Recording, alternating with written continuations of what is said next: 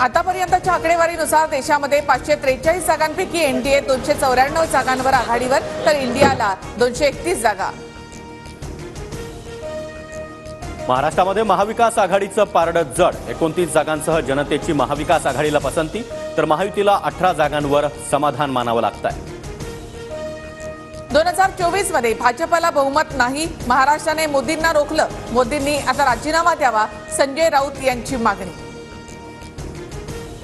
राज्यात 13 जागा मिळवत काँग्रेस सर्वात मोठा पक्ष, तर ठाकरे गट 9 जागा, शरद पवार गटाला 7 जागा, तर भाजपला 10, शिंदे गट 7 आणि अजित पवार गटाला केवळ 1 जागा।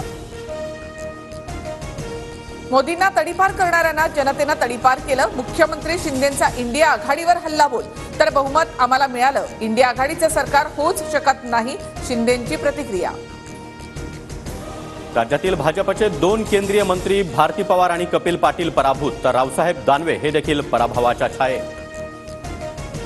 मुंबईमध्ये महायुतीला मोठा झटका, मुंबईमध्ये 6 पैकी 5 जागांवर महाविकास आघाडीला पसंती, उत्तर मुंबईतून भाजपच्या पियुष गोयल यांचा विजय। विदर्भातील 10 जागांपैकी 7 जागांवर महाविकास आघाडी विजयी, तर फक्त नागपूर आणि बुलढाण्याची जागा राखण्यामध्ये महायुतीला यश, तर अकोल्यामध्ये महायुतीचे विजयाकडे वाटचाल। संपूर्ण राज्याचं लक्ष लागलेला बारामतीचा गड सुप्रिया सुळे यांनी राखला, 1,53,000 मतांनी सुळे विजयी, सुनेत्रा पवारांच्या पराभवामुळे अजित पवारांना धक्का। बारामतीतील सुनेत्रा पवारांच्या पराभवानंतर अजित पवारांच्या पुण्यातील बंगल्याबाहेर शुकशुकाट, कार्यकर्त्यांमध्ये नाराजी, तर इंदापुरातील सुनेत्रा पवारांचे विजयाच्या अभिनंदन करणारे बॅनर्स हटवले। बच्चा बडा हो गया, सुळेंच्या आघाडीनंतर रोहित पवारांचं अजित पवार यांना प्रत्युत्तर, रोहित पवार अजून बच्चा आहे, काही दिवसांपूर्वी अजित पवारांनी अशी टीका केली होती। कल्याण डोंबिवली लोकसभा मतदारसंघातून शिवसेनेचे उमेदवार श्रीकांत शिंदेंचा मोठा विजय, विजयानंतर श्रीकांत शिंदे भाऊक।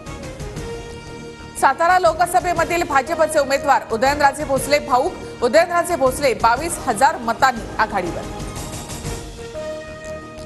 इंडिया आघाडीची उद्या दिल्लीमध्ये महत्त्वाची बैठक, उद्या होणाऱ्या बैठकीमध्ये पुढील रणनीती ठरणार, पत्रकार परिषद घेत राहुल गांधींची माहिती। राज्याचा निकाल परिवर्तनाच्या दिशेने, फसलेल्या आकड्यांवर बसून उद्या चर्चा करू, शरद पवारांची प्रतिक्रिया। शरद पवारांकडे नितीश कुमार आणि चंद्रबाबू नायडू यांच्याशी चर्चेची जबाबदारी, सूत्रांची माहिती, थोडं 1 ते 2 दिवस थांबा, नितीश कुमारांना सोबत घेणार का, या प्रश्नावर शरद पवारांचं उत्तर। वाराणसीमधून पंतप्रधान नरेंद्र मोदी यांचा विजय, तब्बल 1,50,000 मतांनी मोदी विजयी। पंतप्रधान नरेंद्र मोदी आज संध्याकाळी कार्यकर्त्यांना संबोधित करण्याची शक्यता, निकालानंतर मोदी काय बोलणार याकडे देशाचं लक्ष।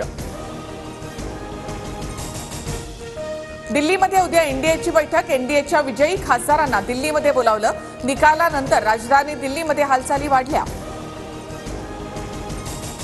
कोल्हापुरात काँग्रेस उमेदवार शाहू महाराजांची विजयाकडे वाटचाल, गुलाल उधळत काँग्रेस कार्यकर्त्यांचा जल्लोष सुरू। पुण्याचा गड भाजपनं राखला, पुण्यामधून भाजपचे मुरलीधर मोहोळ विजयी, तर काँग्रेसचे रवींद्र धंगेकर पराभूत। रायगडमध्ये राष्ट्रवादीचे सुनील तटकरे विजयी, फटाके फोडत कार्यकर्त्यांकडून जल्लोष साजरा। भाजपला दुसरा मोठा धक्का, अमेठीमध्ये स्मृती इराणी पराभूत, 2014 पासून गमावलेला बालेकिल्ला काँग्रेसने परत मिळवला।